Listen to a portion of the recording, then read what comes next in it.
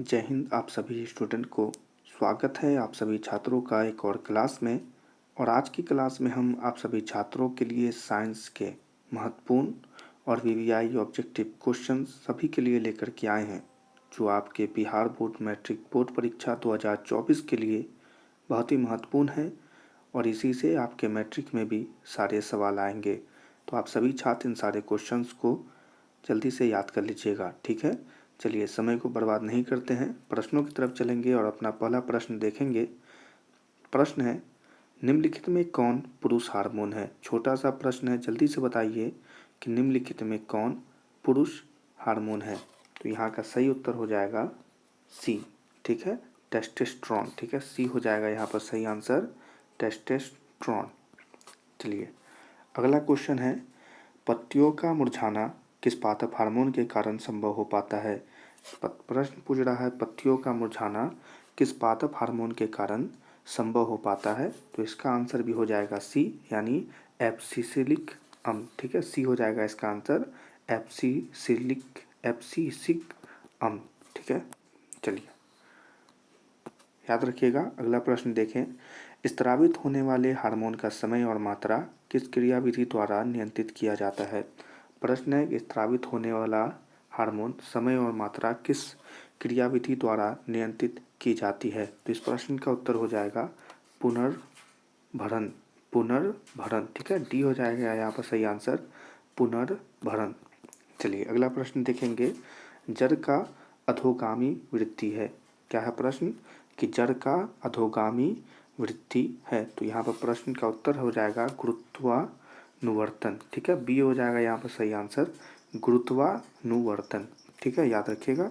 चलिए अगला प्रश्न देखेंगे, मॉन्स मेडुला और अनुमस्तिष्क। क्या है प्रश्न, मॉन्स मेडुला और अनुमस्तिष्क क्या है। तो पश्चिम मस्तिष्क का हिस्सा है। ठीक है, सी हो जाएगा यहाँ पर सही आंसर कि पश्चिम मस्तिष्क का ये सब हिस्सा होता है, याद रखिएगा। चलिए अगला प्रश्न देखेंगे, निम्नलिखित में कौन सी अनैच्छिक क्रिया नहीं है। प्रश्न क्या है कि निम्नलिखित में कौन सी अनैच्छिक क्रिया नहीं है। तो यहाँ पर प्रश्न का उत्तर हो जाएगा जबान। ठीक है, सी हो जाएगा यहाँ पर सही आंसर कि जबान अनैच्छिक क्रिया नहीं है। चलिए अगला प्रश्न महत्वपूर्ण, आयोडीन की कमी से कौन सा रोग होता है। जल्दी से बताइए कि आयोडीन की कमी से कौन सा रोग होता है। तो इस प्रश्न का उत्तर हो जाएगा घेंगा। ठीक है, ये हो जाएगा यहाँ पर सही आंसर कि घेंगा का रोग होता है आयोडीन की कमी से। हमें पता है कि आप सभी बच्चों को यह प्रश्न का आंसर पता रहा होगा। चलिए अगला क्वेश्चन है कि मस्तिष्क का कौन सा भाग शरीर की स्थिति तथा संतुलन का अनुरक्षण करता है। महत्वपूर्ण प्रश्न है क्योंकि बहुत बार पूछा गया है। जल्दी से बताइए, शरीर की स्थिति तथा संतुलन का अनुरक्षण कौन करता है। तो इस प्रश्न का उत्तर हो जाएगा अनुमस्तिष्क। ठीक है, सी हो जाएगा सही आंसर कि अनुमस्तिष्क इसका संतुलन और अनुरक्षण करता है। ठीक है, अगला प्रश्न है, पादप हार्मोन साइटोकाइनिन सहायक होता है। यहाँ पर साइटोकाइनिन होगा। क्या है प्रश्न, पादप हार्मोन साइटोकाइनिन किसके लिए महत्वपूर्ण है। तो पढ़रों के अनुभाग की लंबाई की वृद्धि के लिए। क्या है, पढ़रों के अग्रभाग की लंबाई में वृद्धि के लिए। ठीक है, याद रखिएगा। चलिए अगला प्रश्न देखेंगे, अनुकूचन गति किस पौधे पर प्रमाणित की जाती है। क्या है, अनुकूचन गति किस पौधे पर प्रमाणित की जाती है। तो छुई मुई पर। ठीक है, ये हो जाएगा इसका आंसर कि छुई मुई पर। और यह बहुत ही विचित्र पौधा होता है, अगर आप इसे हाथ लगाएंगे तो जल्दी से अपने आप को बंद कर लेता है। ठीक है, अगर आपने देखा है तो कमेंट में ज़रूर बताइएगा। चलिए अगला प्रश्न, थायराइड ग्रंथि में या से कौन सा हार्मोन निकलता है। जल्दी से बताइए कि थायराइड ग्रंथि से कौन सा हार्मोन निकलता है। तो इस प्रश्न का उत्तर हो जाएगा थायरॉक्सिन। बी हो जाएगा यहाँ पर सही आंसर कि थायरॉक्सिन स्रावित होता है या निकलता है। ठीक है, अगला प्रश्न देखेंगे, इंसुलिन की कमी के कारण कौन सा रोग होता है। देखिए कितनी बार पूछा गया है, महत्वपूर्ण है। ठीक है, क्या प्रश्न, इंसुलिन की कमी के कारण कौन सा रोग होता है। तो इस प्रश्न का उत्तर हो जाएगा मधुमेह।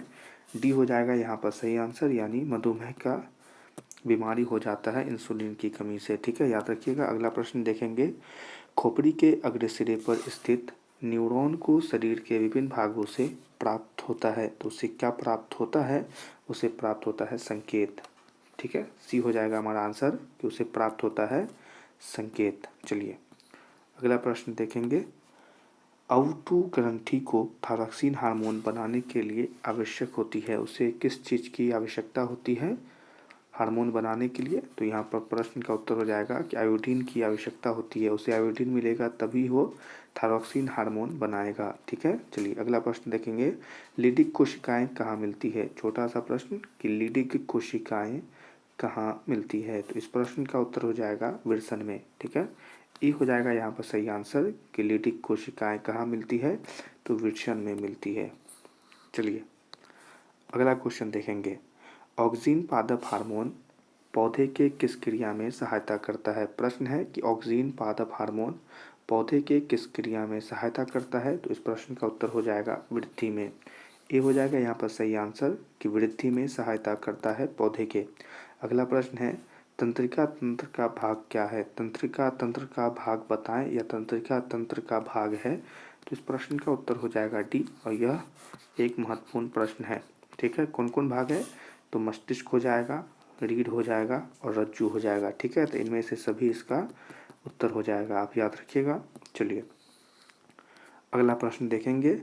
एस्ट्रोजन, प्रोजेस्टेरोन एवं रिलैक्सिस हार्मोन स्रावित होते हैं। जल्दी से बताइए कि एस्ट्रोजन, प्रोजेस्टेरोन एवं रिलैक्सिन हार्मोन स्रावित होते हैं या ये कहाँ से स्रावित होते हैं, तो इस प्रश्न का उत्तर हो जाएगा कि अंडाशय से स्रावित होते हैं। ये हो जाएगा हमारा आंसर। ठीक है, चलिए अगला प्रश्न है।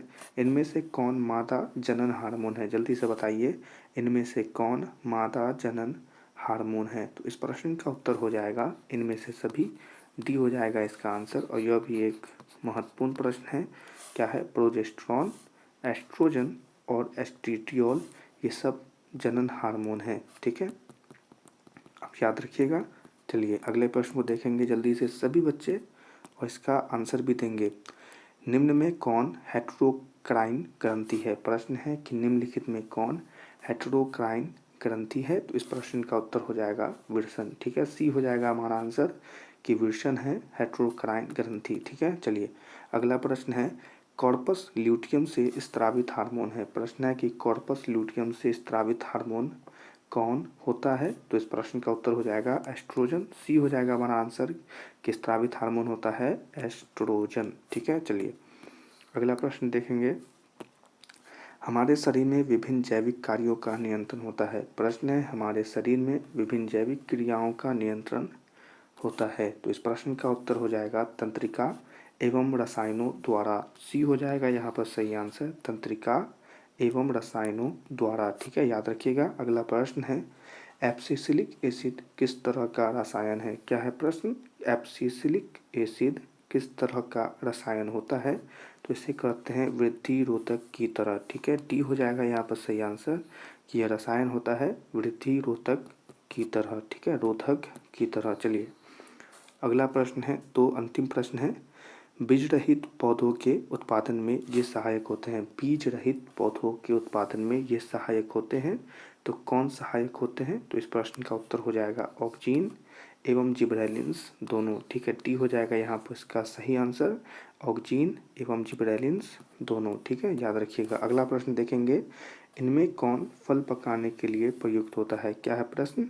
इनमें से कौन फल पकाने के लिए प्रयुक्त होता है, तो इस प्रश्न का उत्तर हो जाएगा एथिलीन। सी हो जाएगा हमारा सही उत्तर कि फल पकाने के लिए एथिलीन का उपयोग होता है। तो ये थे आपके साइंस के वीवीआई ऑब्जेक्टिव क्वेश्चन।